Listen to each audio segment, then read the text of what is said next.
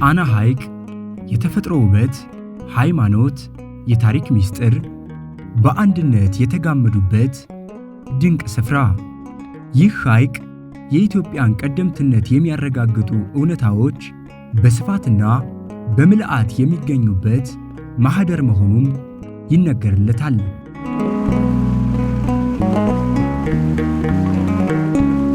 የርዕሰ ገዳማት ወአድባራት ጣና ቅዱስ ቂርቆስ የአባቶችና የእናቶች አንድነት ገዳም በጣና ሐይቅ ደሴቶች ላይ ከሚገኙ ገዳማትና አድባራት መካከል አንዱ ነው። ይህ ጥንታዊ ገዳም ታቦተ ጽዮን ያረፈችበት እስከ ጌታችን ልደት ድረስም መስዋዕተ ኦሪት ያልተቋረጠበት ስለመሆኑ ታሪክ ያስገነዝበናል። የአንድነት ገዳሙ አምላካችንና መድኃኒታችን ኢየሱስ ክርስቶስ ከእናቱ ከቅድስት ድንግል ማርያም ጋር በስደት ዘመናቸው መጥተው የባረኩት የኢትዮጵያ የመጀመሪያው ሊቀ ጳጳስ አቡነ ሰላማ ከሳቴ ብርሃን ቅዱስ ያሬድና መምህር ኤስድሮስ ያስተማሩበት ታሪካዊ የክርስትና ብሎም የትምህርት ማዕከል ሆኖም ዘመናትን ዘልቋል።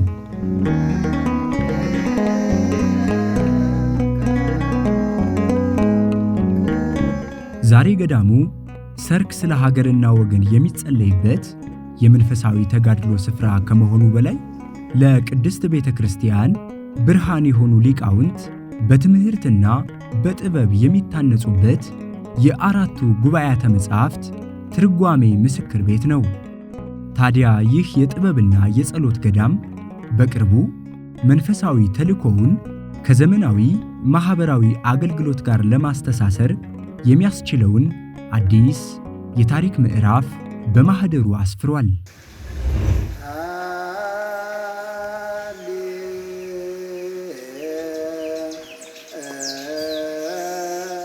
የኛ ጉባኤ ቤት ርዕዮት አለው።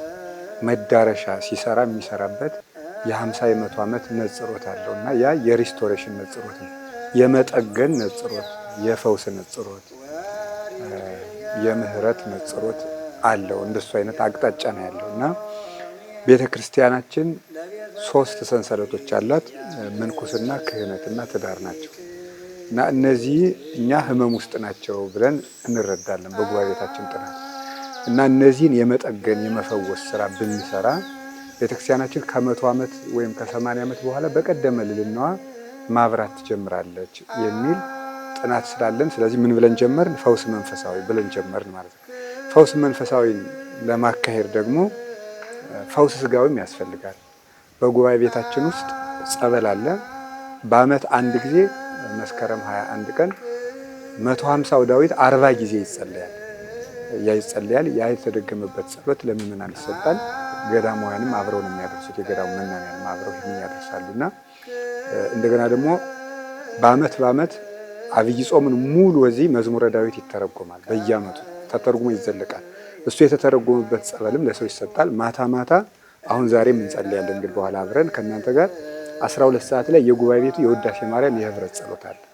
በእነዚያ በሚደረጉ ጸበሎች በጸሎቱ በእነዚህ ሁሉ ስንክሳር እዚህ ይነበባል፣ ታምረ ማርያም ይነበባል በየቀኑ ጧት። ከዚህ ከቤተ መቅደስ ቀጥሎ በጣም የምናከብረው ነው። ደቀ መዛሙርቱም ሳይበሉ ነው የሚገቡት ለመማር እዚህ ማለት ነው እና በልቶ እዚህ ጉባኤ ቤት ውስጥ መግባት የተከለከለ ነው። ህልመ ሌሊት የመታው ሰውም አይገባም እዚህ። በዚያ መጠን ስለምናከብረው በጸበል በጸሎት በዚህ ሁሉ ፈውስ እንደሚሰጥ እናምናለን። ያንም ይሰጣል። ከጉባኤ ቤቱም ብዙ ሰው የጉባኤ ቤቱን ጸበል ጠጥተው ብዙ በሽታ የተፈወሱ ወንድሞች እህቶችም አሉ። ይህንን ግን ያሰብንበት መሰረታዊ ምክንያት እግዚአብሔር በፈጠረውና በሰጠን ጥበብ ሰዎችንም መፈወስ አለብን፣ መጠገን አለብን። ክርስቶስ ለምሳሌ ያለ መርከብ ያሻግራል፣ በመርከብም ያሻግራል። ለምሳሌ እስራኤልን ያለ መርከብ ነው ያሻገራቸው፣ ኖህን ደግሞ በመርከብ ነው። ስለዚህ እግዚአብሔር ያለ መርከብ ማሻገር ከቻለ ለምን መርከብ ያስፈልጋል አይባልም። ሲፈቅድ በመርከብ ሲፈቅድም ያለ መርከብ ማሻገር ይችላል። ስለዚህ እግዚአብሔር በሕክምናም ያለ ሕክምና ማዳን ይችላል። የእግዚአብሔርን ማዳንና ጥበብ በዚያ መልኩ ለመግለጥ ቤተክርስቲያናችንም የእጽዋትንም ጠባይ መጽሐፍ ቅዱስ ስለሚናገር መጽሐፈ ሲራክ ምዕራፍ 38 ቁጥር 4 ላይ ባለመድኃኒትን አትናቀው አክብረው ብሎ ይናገራል።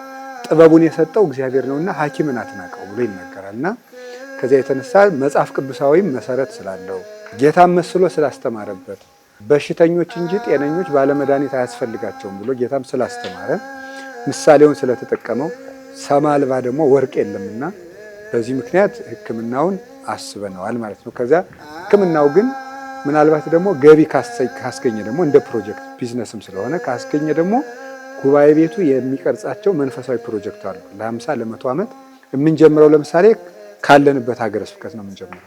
በሀገረ ስብከቱ ስር ላሉ ገዳማት ሙሉ ስልጠና መስጠትና ምንኩስናው ጠንካራ እንዲሆን ማድረግ፣ በሀገረ ስብከቱ ስር ላሉ ካህናት፣ በሀገረ ስብከቱ ስር ላሉ ባለትዳሮች የልጅ አስተዳደግ መስጠት። ከዚያ ሰርተን ደግሞ ፈቃደኛ የሆኑ ብፁዓን አባቶች ካሉ ደግሞ ወደ ሌሎች ሀገረ ስብከቶችን በር ሲከፈትልን በተጋባዥ ደን ፕሮጀክቱን አቅርበን ገንዘብ ስንጠየቅ ሀገረ ስብከቶች ከሌላቸው ከኛ ሆስፒታል ብር ከተገኘ አውጥተን ካህናትን እናሰለጥናለን፣ ባለትዳሮችን እናሰለጥናለንና የመጀመሪያው በፈውስ በጥናትና ምርምር ሳይንስና መጽሐፍ ቅዱስም የማይጣሉ መሆናቸውን ጭምር እግዚአብሔር የሰጠው ተፈጥሮ አስታርቀን ማሳየት የስልጣኔ ምንጭ የሆነችው ቤተክርስቲያን ስልጣኔን ቀድማ የምትመራ መሆኗን ለመግለጽም ጭምር ነው። ጉባኤ ቤቶች የክርስቶስ ቤቶች ናቸው። ስለዚህ ክርስቶስ ደግሞ ወደዚህ ዓለም የመጣው ለሁለት ስራ ነው። አንዱ ደዌ ስጋቸውን መፈወስ ነው፣ አንዱ ደግሞ ደዌ ነፍሳቸውን መፈወስ ነው። ስለዚህ ደዌ ስጋቸውን እንደምናይ 38 ዓመት ተኝቶ የነበረ መጻጉዕን ልትድን ትወዳለህን ብሎ በታምራት ፈውሶታል። እውራንን አብርቷል። ብዙ አንካሶችን እንዲሄዱ አድርጓል። ይህ ደዌ ስጋቸውን ነው። በርካታዎችን ማለት ነው። እጃቸው የሰለለባቸው እግራቸው እንዲሁ መራመድ የተሳናቸውን በሙሉ ፈውሷል። ስለዚህ ደዌ ስጋቸውን ማራቅ ነው የሚባለው። እንደገና በትምህርት በደሙ በስጋው ደግሞ ደዌ ነፍሳቸውን አርቋል። ስለዚህ ክርስቶስ የሁለቱም ሐኪም ነው ማለት ነው። ደዌ ስጋቸውን በታምራት ደዌ ነፍሳቸውን በትምህርት የሚያርቅ ነበረ። ጉባኤ ቤቶች ደግሞ የክርስቶስ ስለሆኑ ሰውን ማዳን ላይ አትኩረው ሲሰሩ ደዌ ነፍሳቸውን በትምህርት በምስጢር ደዌ ስጋቸውን ደግሞ በእንደዚህ አይነት እሳቤ ማህበራዊ በጎ ተጽዕኖ በመፍጠር ደዌ ስጋቸውን ደግሞ የሚያክም ሕክምና ሆስፒታል መገንባት በጣም ትልቅና ሰብአዊ ቀውስ በተፈጠረበት ዓለም ውስጥ እንዲህ አይነቱ ለሰው ክብር ቅድሚያ የሰጠ ስራ መስራት የጉባኤ ቤቶች ትልቅ ስራቸው ስለሆነ ይበል የሚያሰኝ ነው። በቤተ ክርስቲያን የነገረ ድህነት ትምህርት ውስጥ ጉዞ ውስጥ የጉባኤ ቤት ድርሻ አንድ ነው፣ ሁለት ነው፣ ከዚያ ያኛው ደግሞ ሶስተኛ ነው ብሎ አይነገርም። መሰረቱ ጉባኤ ቤት ነው። ጌታ ቅዱስ ጴጥሮስን አንተ አለት ነህ ብሎ የተናገረው አለት ያለው ጉባኤ ቤቱን ነው። በዚህች አለት ላይ ቤተክርስቲያን እንሰራለው የተባለው በጉባኤ ቤት ቤተክርስቲያን የተሰራች መሆኑን የሚያሳይ ነው። በቅርቡ አንድ ቦታ ለመጎብኘት እድሉ ገጥሞን አንጾኪያ የሚባለውን ቦታ በጎበኘንበት ጊዜ ክርስቲያኖች ጠፍተው ነው ያገኘናቸው። ክርስቲያኖቹ ከመጥፋታቸው በፊት ግን ስናጠና ታሪክ ስናነብ ጉባኤ ቤቱ ጠፍቶ ነበር እና ጉባኤ ቤት የሌላት ቤተክርስቲያን ወርቅ የሌለባት ባዶ ሳጥን፣ እንጀራ የሌለበት ባዶ መሶብ፣ አጥር የሌለው ከተማ እንደማለት ነውና ጉባኤ ቤት ነገረ ድህነትን የሚያስተምር የነገረ ድህነት መምህራን የሚገኙበት አጠቃላይ የቤተክርስቲያን መሰረቷ ጉባኤ ቤት ነው ማለት ነው። ለሰውነት ብርሃኑ አይን እንደሆነ ለምእመናንም አይናቸው ጉባኤ ቤት ነው ማለት ነው።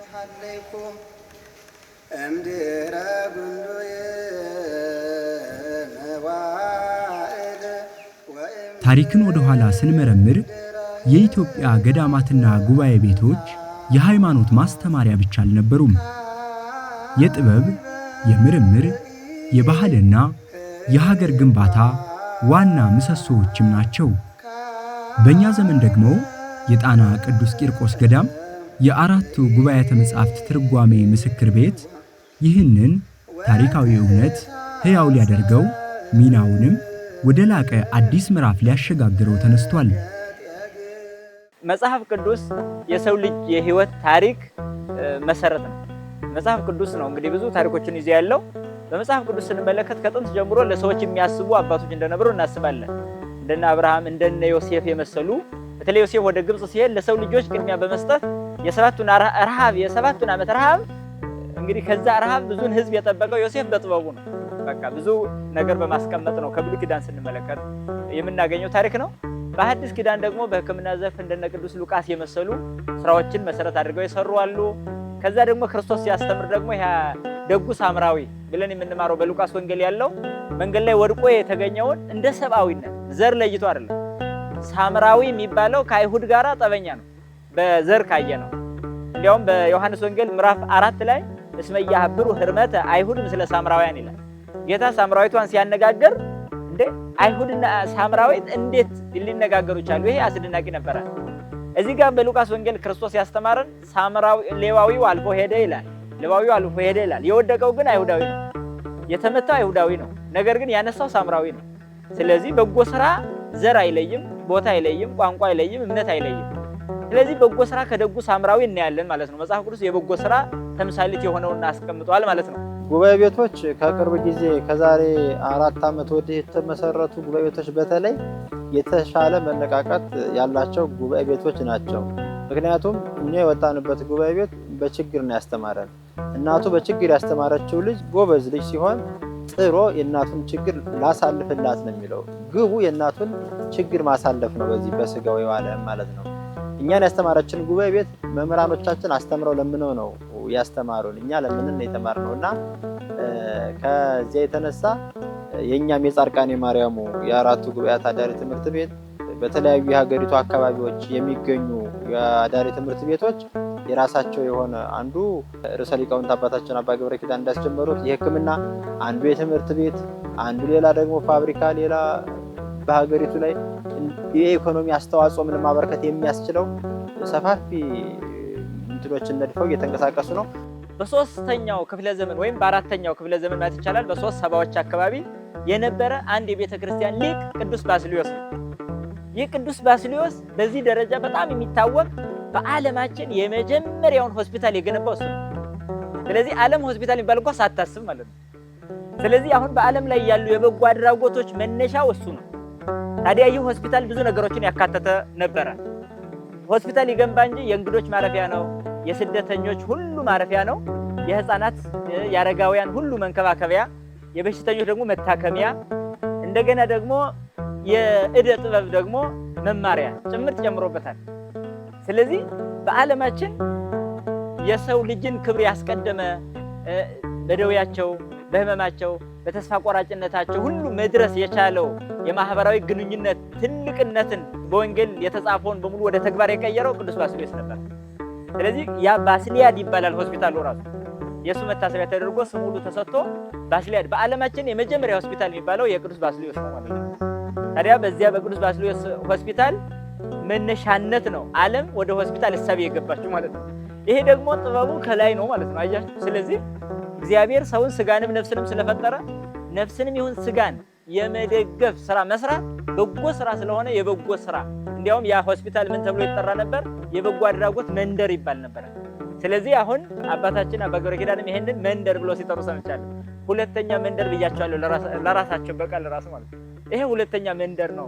ያ ማለት የዛሬ 4ኛ ክፍለ ዘመን ማለት የ1600 ዓመት ቆይታ በኋላ ሁለተኛ መንደር እየተገነባ ነው ባህር ዳር ላይ የቅዱስ ባስልዮስ ሁለተኛ መንደር። ያ ማለት በቤተ ክርስቲያን ሊቅ እሳቤ የተመሰረተ ማለት ነው።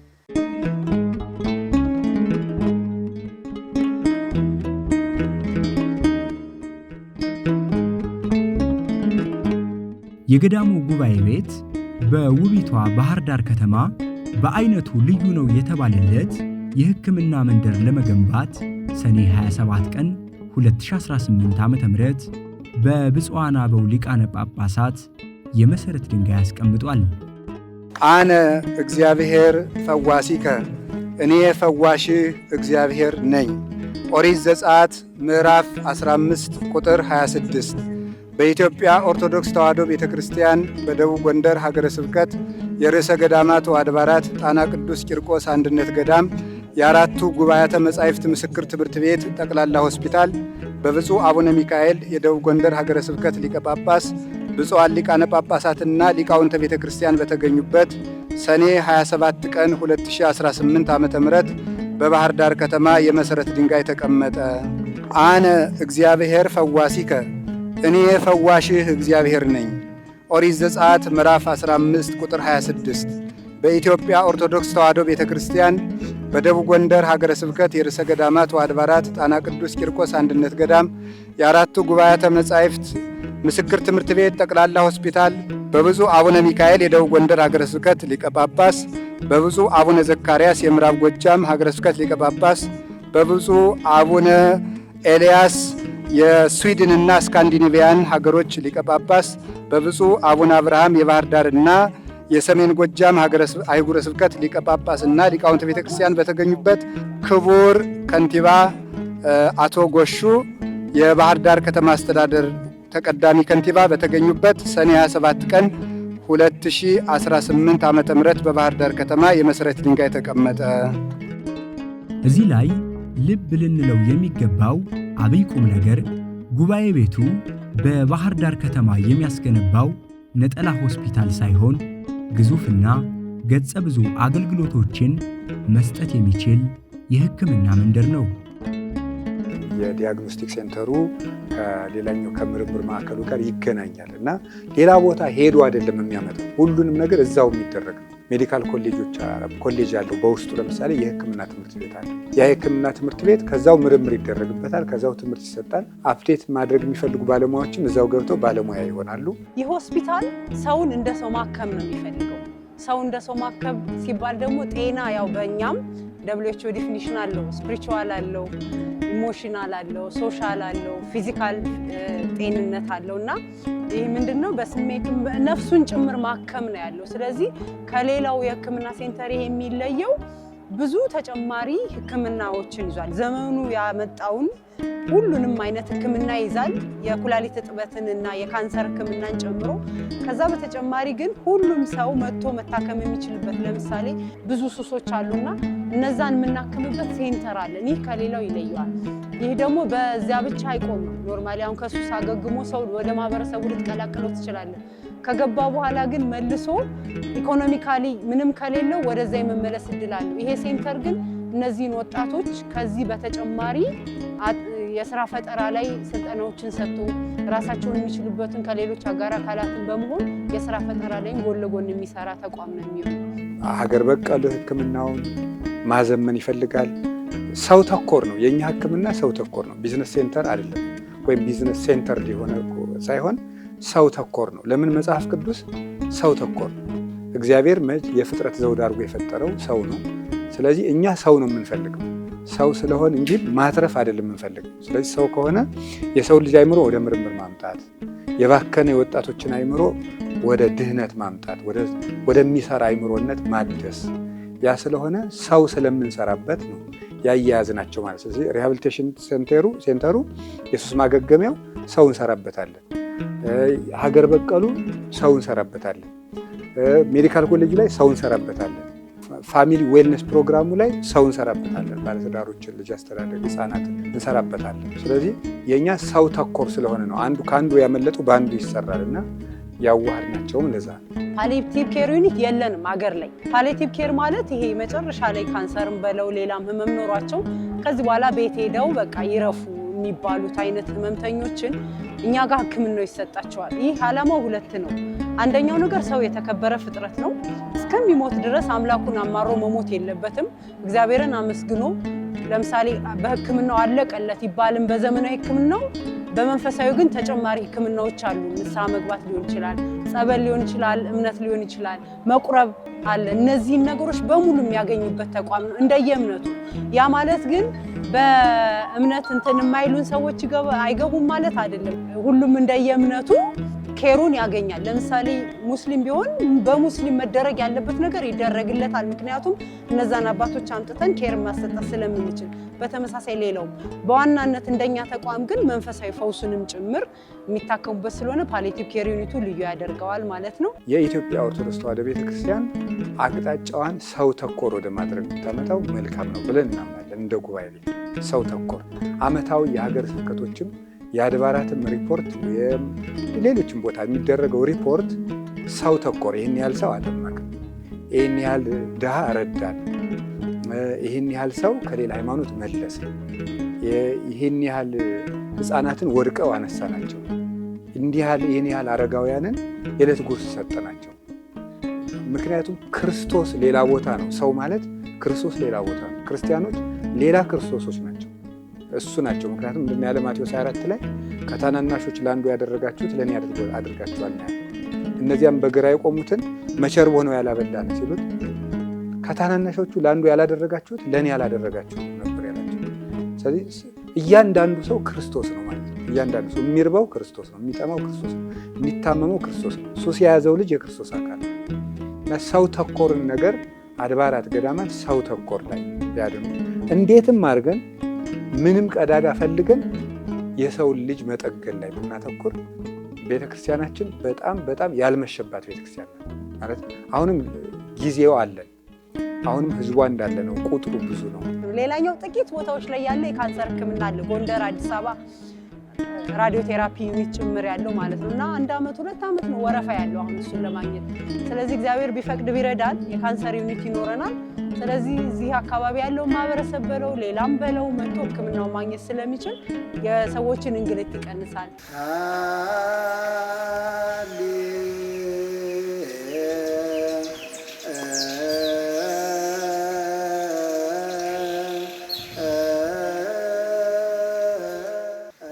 የርዕሰ ገዳማት ወአድባራት ጣና ቅዱስ ቂርቆስ የአባቶችና የእናቶች አንድነት ገዳም የአራቱ ጉባኤያተ መጻሕፍት ትርጓሜ ምስክር ትምህርት ቤት የሚያስገነባው የሕክምና መንደር ኢትዮጵያን ከዓለም አቀፍ የሕክምና ጥበብ ጋር የሚያገናኝ አዲስ የፈውስ ድልድይም ይሆናል።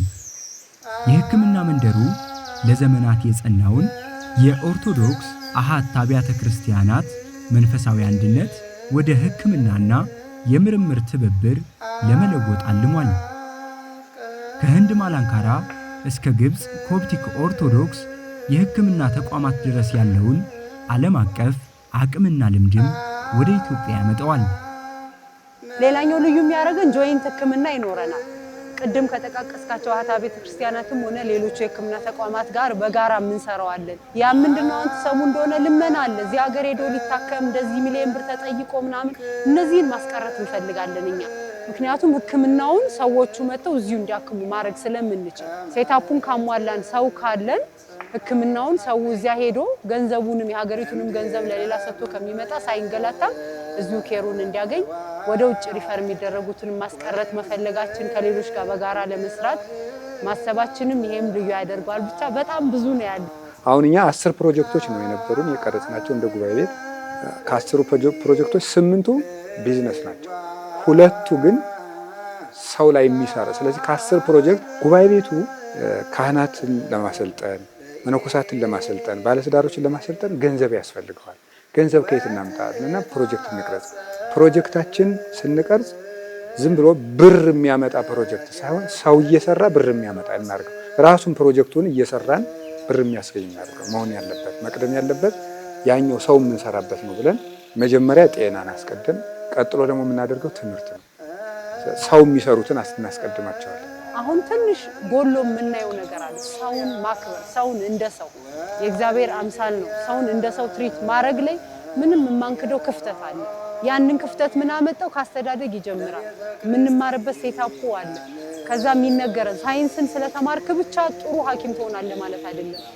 እዛ የሚጎሉ ነገሮች አሉና እኛም ሐኪሞቹ የምናውቃቸው ካሪኩለምም የሚያወጡ ሰዎች የሚያውቋቸው ክፍተት ያን ያስተካከለ ሰውን ያከበረ ጥሩ የነርስ ጥሩ የሚድዋይፈሪ ሐኪምም እንዲህም የምናመርትበት ሜዲካል ኮሌጅ ይኖረናል ማለት ነው። ሌላኛው ምናልባት እዚህ ጋር መናገር ፈልገው የኩላሊት እጥበት ሕክምና አሁን ካያችሁ ሰው በወረፋ ነው እሱን የሚያገኘው። እሱን አሁን እንደጀመርን አንዱ የምንሰራው የሚሆነው እሱ ነው። በተለይ ደግሞ አባቶቻችን ሊቃነ ጳጳሳት አሉ፣ ካህናት፣ ሌሎችም ባለስልጣናት አሁን ሌላ ሀገር ምናምን የሚሄዱ የተሻለ ኬር ፍለጋ ነው። ስለዚህ ያንንም እንደየንትኑ ሴታፑን አመቻችተን የቪአይፒ ሕክምና ይኖረናል። ይህ ቅድም ካልኩ ጋር ይገናኛል። ለምሳሌ ሕክምናውን ታይላንድ ወይም ደግሞ የሆነ ሀገር የሚሄደው ሰው ስለሌላ አይደል ያንን ሕክምና ማምጣት ቪአይፒ ዩኒት ማዘጋጀት የሀገሪቱን የዶላር ወጭም መቀነስ ማለት ነው። አንደኛው እንትናችን ኢትዮጵያ ቤተክርስቲያን ከግራኝ አህመድ ወረራ በኋላ ያደረሰብን ስብራቱ አንዱ መገለጫው የእውቀት መምህራን እውቀት ኖሯቸው ለምግበ ስጋቸው ግን እየለመኑ እያረሱ በጣም በብዙ ድካም የተወሰኑ ተማሪዎችን እንዳስተምሩ አድርጓቸዋል። ከዚያ በፊት ግን እንደዚህ አልነበረም። ጌታ ደቀ መዛሙርቱን እንጀራ ለምኑ ብሎ የላከበት የወንጌል ክፍል የለም። እንደውም ወንጌሉ የሚነግረው ደቀ መዛሙርቱ ግን እንጀራ ሊገዙ ሄደው ነበር ነው የሚለው። ገንዘብ ነበራቸው ማለት ነው። ስለዚህ ደቀ መዛሙርቱ የሚኖሩበት የሚተዳደሩበት የገቢ ምንጭ ያስፈልጋቸዋል። ጉባኤ ቤት ደግሞ የነፍስ መድኃኒት ብቻ ሳይሆን የስጋ መድኃኒት ይሆን ዘንድ በጣና ቂርቆስ የአራት ጉባኤያት ትምህርት ቤት እንደተጀመረው ሕክምና ማዕከል፣ ሌሎች ሀገር በቀል እውቀቶችን የምናጠናበት የጥናት ማዕከል ከስነ እጽዋቱ አጠቃላይ ለሰው ከሚያስፈልገው አንጻር ይህንን መገንባቱ መጽሐፍ ቅዱሳዊ ነው። ይህንን በእነ ሙሴም ከእስራኤል ሲጓዙ እንደው ዝም ብለው መናውን ብቻ እየለቀሙ ህዝቡን አላኖሩትም 40 ዘመን። ኢያሱም ከነዓን ህዝቡን አስገብቶ ሲያኖር እንደዚህ አላደረገም። ኖህ የሚባለውም ሰው ወደ መርከብ ሲገባ ይዞት የገባ ሌላ አለ ለምግቡ የሚያስፈልገው። ከዚያ ከመርከብም ሲወጣ ወይን መትከል ጀመረ ይላልና አንድ ጉባኤ ቤት መንፈሳዊ ቢሆንም ስጋዊ የሆነ ማረስ መቆፈር በወቅቱ አሁን ደግሞ ባለው የንግድ ማዕከላትን ማስፋፋት፣ አዳዲስ እንደዚህ እንደዛሬው የሕክምና ማዕከል መክፈት፣ ሌሎች ትምህርት ቤቶችን ለገቢ ምንጭ መጠቀም፣ ትውልድንም በጎን ማነጽ ነው፣ ራስንም ከተረጅነት ማውጣት ነውና ይሄ መጽሐፍ ቅዱሳዊ ነው ለማለት ነው።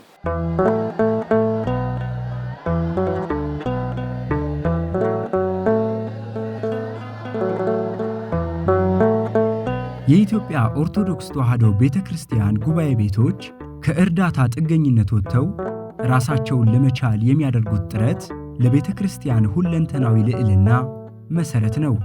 ታዲያ እነዚህ የጥበብ ማዕከሎች የራሳቸውን የገቢ ማስገኛ መዋቅሮች ሲዘረጉ ሊቃውንቱና ደቀ መዛሙርቱ ከዕለት ጉርስ እጥረት ሙሉ በሙሉ እፎይታን ያገኛሉ።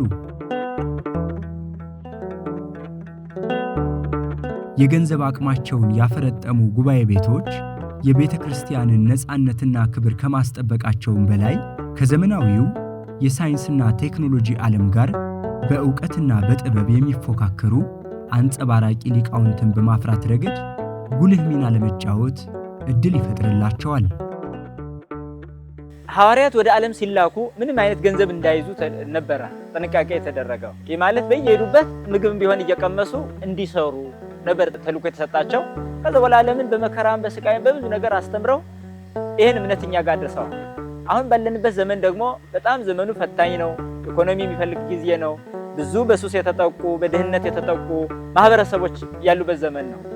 የቀደሙት ሰዎች አይምሮ በማጣትና እግዚአብሔርን የማወቅ ዕድል ባለማግኘት ነበር የሚጎዱት።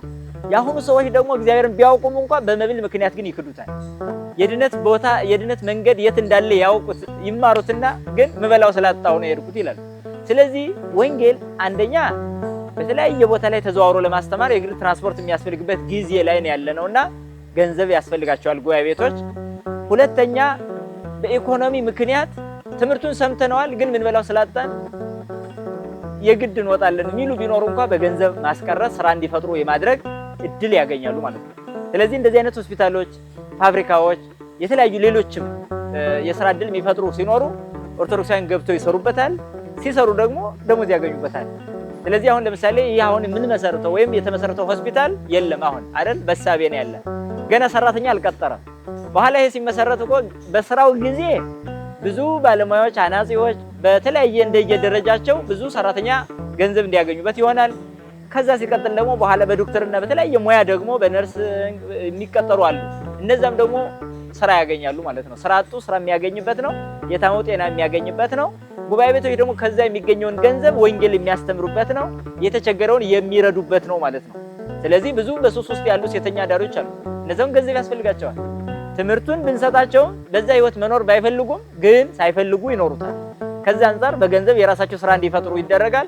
እዛ ስራ እንዲቀጠሩ ይደረጋል። ጽዳት ሰራተኛ ይሆናሉ። በዚህ መልክ ብዙ ነፍሳትን መታደግ ይቻላል ማለት ነው። ስለዚህ ጉባኤ ቤቶችም ሳይሰቀቁ ደቀ መዛሙርት ቁርሳቸውን፣ ምሳቸውን፣ እራታቸውን በልተው ይማራሉ ማለት ነው እና ብዙ ዘርፈ ብዙ ድጋፍ ማድረግ የሚቻልበት ስለሆነ በጉባኤ ቤቶች በገዳማት እንዲህ አይነት ከፍተኛ የሆኑ ስራዎች ሰውን ሰብአዊነትን ከመደገፍ አንጻር በጣም ሰፊ ቢሆንም እንደገና ጉባኤዎች የራሳቸውን ከማሳደግ አንጻር ሰፊ ድርሻ አለው ማለት ነው። ድሮ እከክ እየበላን በእከክ የሞተ በጣም ብዙ ተማሪ አለ። ብዙ መምህራን አይናቸው እያየ በእከክ የሞተባቸው ተማሪዎች አሉ። ተስቦ መጥቶ ትንሽ በሽታ መጥቶ ተማሪያቸውን የፈጀባቸው በርካታ መምህራን አሉ። ያ 50 ዓመት 40 ዓመት የሞላው ታሪክ አይደለም። አሁን የምነግር የዛሬ 20 ዓመት የሆነው የዛሬ 15 ዓመት የሆነው ታሪክ ነው የምነግር እና እነዚህ መምህራን እንዲህ የሚቻል ኖርዋል እንዴ ብለው በመጀመሪያ እስከዛሬ ምን ነበር እንዳንሆን ያደረገን የሚለውን ችግሩን ለምንድን ነበር እስከዛሬ እንደዚህ የሆነው ሌሎች ለምን ቀደሙን የሚለውን እንድናጠና ያደርጋል። ከዚያ በራስ መተማመናችን ጠንክሮ ለሌሎቹ በጣም ቀስ ብለን እንድንቀጥል ሳይሆን መስፈንጠሪያ ለሌሎች ልማቶች ይሆነናል። እኛ የምንጠብቀው ይሄ ጉባኤ ቤት በነፍስ የታመሙትን በትምህርት እንደገና በጸበል ከዚያ ደግሞ በስጋ የታመሙትን በዚህ መንገድ እየፈወሰ የቤተ ክርስቲያን ኩላዊት የሁሉ መሆኗን የሚያሳይ እንደሆነ እንጠብቃለን። ዘመኑን መዋጀት ግድ ስለሚለን ዘመኑ የደረሰበትን ቴክኖሎጂ ተጠቅሞ ምዕመኑንና ማህበረሰቡን በዚህ በዘመናዊ ሕክምና ጭምር ለማከም የታሰበ ስለሆነ እኔ እንደ ምዕመንነቴም እንደ ሐኪምነቴም በጣም ደስታ ነው የሚሰማኝ። ምክንያቱም በአንድ በኩል የቤተ ክርስቲያንም ስራዋ ማከም ስለሆነ በየትም አቅጣጫ ቢኬድ የቤተ ክርስቲያን ስራ ማከም ነው። ስለዚህ ሕክምና ትሰጣለች። ከዛ በተጨማሪ እንደ ሀገርም ካሰብከው ደግሞ ተጨማሪ የሕክምና ተቋም መገንባት ነው። በመንግስት ደረጃ ሁሉንም መሸፈን አሁን አስቸጋሪ የሆነበት ሁኔታ ላይ ነው ያለ ነው። እኔ አሁንም በምሰራበት ፈለገ ሕይወት ሆስፒታል ህመምተኞች በብዙ ጭንቅንቅ ውስጥ ሆነው ነው የሚታከሙት። በተለይ አሁን እኔ ባለሁበት የማህፀንና ጽንስ ስፔሻል ብታየው ብዙ የቦታ ጥበት አለ። ሕክምና ኦፕሬሽኖችን እንገፋለን ምን እንላለን እና ያንንም ማገዝ ነው በአንድ በኩል ካየው። ከዛ በኋላ ደግሞ እዛ በሚገኘው ገንዘብ ደግሞ የካህናት ማሰልጠኛዎችን ሁሉ የራሱ የሆነ እድል ፈጥሮ ሊያሰፋ ይችላል። ህፃናት ወላጆቻቸው ሞተውባቸው ተስፋ ቆርጠው እንዳያድጉ ተስፋ በቆረጠ ህሊና ያደገ ልጅ ደግሞ ለሀገር ጠላት ስለሚሆን እነዛን እንደ አባት እንደ እናት የሚንከባከብ ሊሆን እንደሚችል ተስፋ አደርጋለሁ ማለት ነውና ብዙ ልጆቻቸው ሞተውባቸው ደግሞ በሀገራቸው ተስፋ የቆረጡ አዛውንቶች፣ አረጋውያን እነዛም ደግሞ እንደ ልጅ ሆኖ የሚንከባከብ ተቋም ሊሆን እንደሚችል ተስፋ አደርጋለሁ። ይህ ሁሉ የነፍስ ተግባር ነውና ጠቅላላ ምዕመናኑ ይሄንን አውቀው የበለጠ መንፈሳዊ ስራ እንደሆነ ተረድተው እንዲሳተፉ እመኛለሁ። ጉባኤ ቤቱ ሰምፔር ሲል የሰየመው አገር በቀል ዕውቀትን ከዘመናዊ ሳይንስ ጋር የሚያስተሳስረውን የሕክምና መንደር ፕሮጀክት ገንብቶ ለማጠናቀቅ ድፍን 9 ዓመት ይወስዳል። እኛም ፕሮጀክቱ በሁላችን ትብብር ለፍጻሜ እንዲበቃ ዛሬውኑ አጋርነታችንን በማሳየት የዚህ ዘመን ተሻጋሪ ተግባር ተሳታፊ እንድንሆን ይጠበቃል። 9 ዓመት የተባለው ሙሉ ቪሌጁን ገንብቶ ለመጨረስ ነው። 2 ዓመት ያልነው ሆስፒታሏን ብቻ። ሆስፒታሉ ቴርሸሪ ሆስፒታል ነው የሚሆነው። ከጀነራል ሆስፒታልም ከፍ ያለ ነው እሱ ማለት ነው። ምክንያቱም ብዙ መልቲ ሴንተሮች ስላሉት ማለት ነው።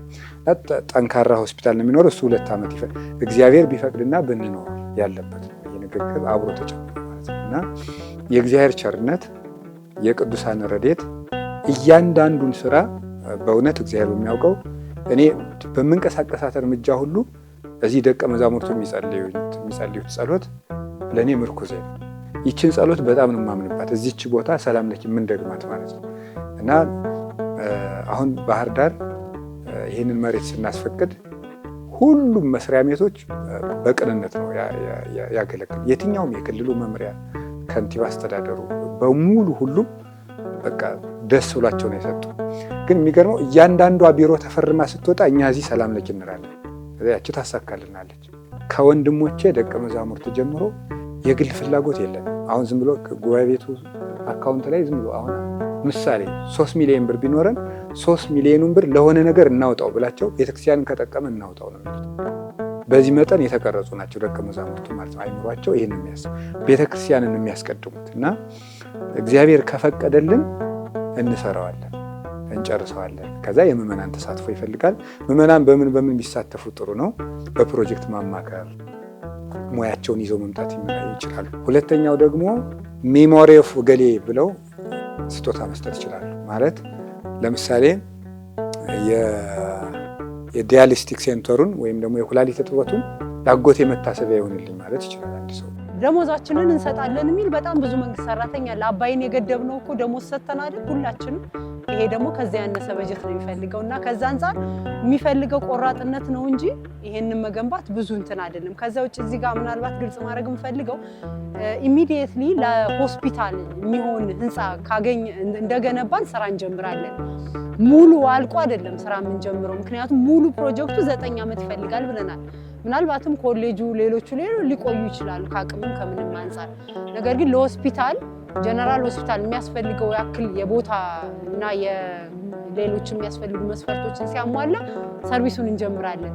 በዛ ደግሞ የምናገኘው ገንዘብ ይኖረናል። ስለዚህ ከምናገኘው ገንዘብ ቀሪው የፕሮጀክቱን ክፍል እያሟላን እንሄዳለን ማለት ነው። ሌላው ደግሞ እቃ ገዝተው መልስ ሲኖራቸው መልሱን ለሆስፒታሉ ቢያደርጉልን ከሱቅ ሲመለስ በጣም ጥሩ ነው ብዬ አስባለሁ። አሁን አንዲት እህታችን ለሆስፒታሉ እንድሰጥ ብላ በእግሯ የምትሄዳለች። በታክሲ አልሄድም የታክሲው ለሆስፒታል ይሆነኛል እና ብዙ ብር ሰጣለች። ወደ 400 ሺህ አካባቢ ሰጣለች። ከዛ ደግሞ የተረፈውን ደግሞ የታክሲ እየቆጠበች ትሰጠናል። መምህራን አበው ሁሉም እውቀት ያላቸው በእውቀታቸው ምዕመናን የበለጠ እንዲያግዙ በያሉበት ማስተዋወቅ ስራ መስራት የመምህራን ድርሻ ይሆናል። ምዕመናን ደግሞ የሚችሉትን ሁሉ በገንዘብ መደገፍ ድርሻ ይሆናል። አባቶች በገዳም ያሉ ብዙ ደግሞ የኢትዮጵያ ገዳማት በርካታ ናቸው። እንደዚህ ያሉ ደግሞ በጸሎት ማገዝ ይሆናል። ሁሉም የቻለውን ያክል ያግዛል። ጉልበት ያለው ወጣቱ ደግሞ በጉልበት ያግዛል። የተለያየ መንግስት መስሪያ ቤት ያሉ ደግሞ አንዳንድ ተሽከርካሪ ነገሮችን የበለጠ እያገዙ ቶሎ የሚጠናቀቅበት ነገር እንዲኖር እንመኛለን ማለት ነው። እንደገና ደግሞ ሆስፒታሉ ተሰርቶ እስከሚያልቅ ድረስ ቢራ አልጠጣም ቢሉ የሚጠጡ ሰዎችም ካሉ ቢራ አልጠጣም በቃ ነው ሆስፒታሉ እስከሚሰራ ብሎ ቢያስቡ በጣም አንደኛ ሰዎቹን ከአልኮል ታደግናቸው ማለት ነው። በዛ ደግሞ የማሰብ ኃይላቸው ይጨምራል፣ አይምሯቸው ይበራል። እንደገና ደግሞ ሆስፒታሉን ይሰሩታል ማለት ነው። ከዛ ቀጥሎ ግን በተለያየ ሀገራት የሚኖሩ ሐኪሞች አሉ። አሜሪካም፣ አውስትራሊያም ሌላም ቦታ ያሉ ኢትዮጵያውያን አሉ። እነሱ እያገዙ ነው። እንደ ሐኪም ግን ሐኪሞቹ ደግሞ አክሰስ ስላለን የሕክምና መሳሪያዎችን የሚሰጡ ተቋማትን በማነጋገር አሁን ቀጥታ ገንዘብ ላይሆን ይችላል ፈንድ የሚሰጡ እቃ የሚሰጡ አሉና የሕክምና እቃዎችን ተደራጅተው እየጠየቁ እንትን ቢልኩ ለምሳሌ አውስትራሊያ መሰለኝ አልጋዎች አግኝተናል፣ ሆስፒታሉ የሚሆነውን አልጋ አግኝተናል። ስለዚህ ማሽኖችን ለምሳሌ የሆነ ቦታ ያለ ቢችልልን በኋላ ላይ ልክ ህንፃው እንዳለቀ እቃዎችን አምጥቶ ቦታ ማስያዝ ስለሚሆን ሁላችሁም የጤና ባለሙያዎች በሙሉ ሐኪም ብቻ ሳይሆን ሌሎችም በጤናው ዘርፍ ያላችሁ ተቋማትንም ስለምታውቁ የትኞቹ በዚህ እንደሚሳተፉ ተደራጅታችሁ የሕክምና መሳሪያዎችን የምናገኝበትን መንገድ ብታመቻቹልን በጣም ጥሩ ነው ብዬ አስባለሁ። ይሄ የሀገር ፕሮጀክት ነው። እኔ በሃይማኖትም ባይታይ ደስ ይለኛል። እኔ እንደ ሐኪምነቴ አላዳለም፣ ለእኔ ሰው እኩል ነው። ስለዚህ ሆስፒታሉ መከፈቱ ከሌ ብለን የምናክምበት ስላልሆነ ግዴታ ኦርቶዶክስ መሆን አይጠበቅባቸውም። ሁሉም ኢትዮጵያውያን በውጭ ያሉት ይሄንን ቢያግዙን። ጅልም እንስራ ጥሩ እንስራ አልጨረስም። የምንሰደብበት ሰዓት አይደለም፣ አልጨረስንም ገና እና ሰርተን እስከምንጨርስ ቢያዩን ምን ችግር አለ? መስደብ እኮ ይደርሳል እና ሰው ዝም ብሎ ቢያየን ካበላሸን የት እንደርሳለን? የምንሰራው መሬት ላይ አይደለም። ሰው ሁሉ የሚያየው ስራ አለ የተናገር ሰው ሁሉ የሚያየው ስራ ለመተቸት ምንም ችግር የለም። ነገ አለ እና ዝም ቢሉ ቢያንስ ማለት ነው። እና እንደው ቢያንስ ካልሰራን የማይሰራውን ሰው ደግሞ ሊሰራ ባይረዱን እንኳን የሚረዳውን ሰው አለማሸማቀቅ በጣም ጥሩ። ሕያው እግዚአብሔር ያውቃል። እስካሁን አልተሳሳትንም። እግዚአብሔር አብሮን እንዳለን የምናምነው እንደ አቅማችን እግዚአብሔርን እያስፈቀድን የሰራ ነው ብለን የምናስበው የግላችን ሀሳብ የጉባኤ አምላክ ኢየሱስ ክርስቶስ ያውቃል የለበትም። ስለዚህ እሱ እንደሚጨርሰው ነው የምናምነው። ሰዎች ሁሉ በጎ ሕሊና ይዘው ቢያስቡ በጣም ደስ ይለኛል። በጣም ትልቁ ውለታ ለእኔ አሁን በጎ ማሰብ ነውና በጎ የሚያስቡ ሰዎች ሚሊየን ከሰጡኝ ሰዎች ይሻሉኛል። በጣም ትልቅ ስጦታ ነው። ብር የሰጡንን ለማናናቅ አይደለም፣ እንደሱ ለማለት ነው። አክቲቭሊ መረጃውንም ቢያሰራጩልን። በጣም የሚያስቀኝ አንድ ነገር መናገር እፈልጋለሁ። እናንተ የሚችል ብታሰራጯት ደስ ይለኛል። ሚዲያ ላይ ኃጢአት ቶሎ ነው ለሰው የሚደረሰው፣ ጽድቅ ግን አይሰራጭም። በጣም ያሳዝነኛል ይሄ ማለት ነው። በጣም ማለት ነው።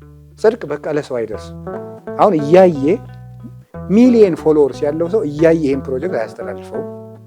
አባ ገብረ ኪዳን ሰረቁ ቢባል ግን ማአት ሰው በሙሉ እንደሚያስተላልፈው እርግጠኛ ነኝ።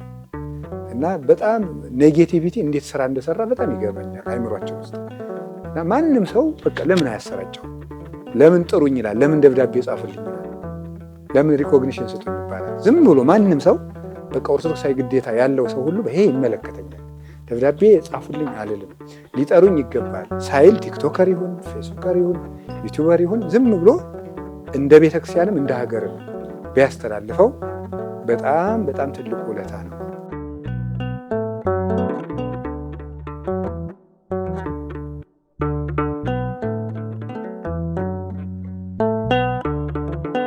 የሕክምና መንደሩ ለኦርቶዶክሳውያን የሃይማኖት ልዕልናን ከዘመናዊ የፈውስ ጥበብ ጋር አቆራኝቶ የሚያሳይ ሕያው ምስክር በመሆኑ ትውልዱ ሁሉ ፍጻሜውን ለመመልከት በታላቅ ጉጉትና መናፈቅ ውስጥ ነው። በመላው ዓለም የሚገኙ የቅድስት ቤተ ክርስቲያን ልጆች በሕክምና መንደሩ ውስጥ ነገ የሚገኘውን ክብርና በረከት አስቀድመው ያስተዋሉ ናቸውና ፕሮጀክቱን በገንዘባቸው፣ በእውቀታቸው ደግሞም በጸሎታቸው እየደገፉ አብረው ለመዝለቅ ፍቃዳቸውን አሳይተዋል። ነገ ከነገ በኋላ የሚያስፈልጉ ከዲዛይን ማማከር፣ ማጽደቅ እና ይህንን ቦታ ንጹህ አድርጎ መስጠት፣ በሌላ መልኩ ደግሞ የሚያስፈልጋችሁ ለግንባታ የሚያስፈልጋችሁ የተፈጥሮ ማቴሪያል ድንጋይ፣ አፈር እንደዚህ የመሳሰሉት ነገሮችን በተመሳሳይ የሚቸግራችሁ ነገር ካለ ማሽነሪም ተሽከርካሪም እያገዝናችሁ ይሄ ስራ በተፋጠነ ጊዜ እንዲሰራ ድጋፋችን ተጠናክሮ የሚቀጥል መሆኑን ላረጋግጥላችሁ እፈልጋለሁ። እኛ ቤተክርስቲያን የምናስባት በእኛ አእምሮ ለክተን በእኛ እውቀት በእኛ ሀሳብ ለክተን ነው የምናያት እንጂ ሰፋ አድርገን አላየናትም ነበር። ዛሬ ግን መምህር ከፍ አድርገው ለሁሉም በሃይማኖት፣ በዘር፣ በቀለም፣ በዜግነት ሳትከለል በዓለም ላይ ጎልታ እንድታይና ሁሉንም ፍጥረት ሁሉ ሰርቪስ እንድትሰጥ አድርገው ስላሳዩን መጀመሪያ አምላክ እናመሰግናለን። በሁለተኛ ደግሞ ርዕሰ ሊቃውንት እናመሰግናለን። ባህር ዳር ሀገረ ስብከት የእሳቸውም ሌላው ሀገረ ስብከታቸው ነውና እግዚአብሔር የተመሰገነ ይሁን።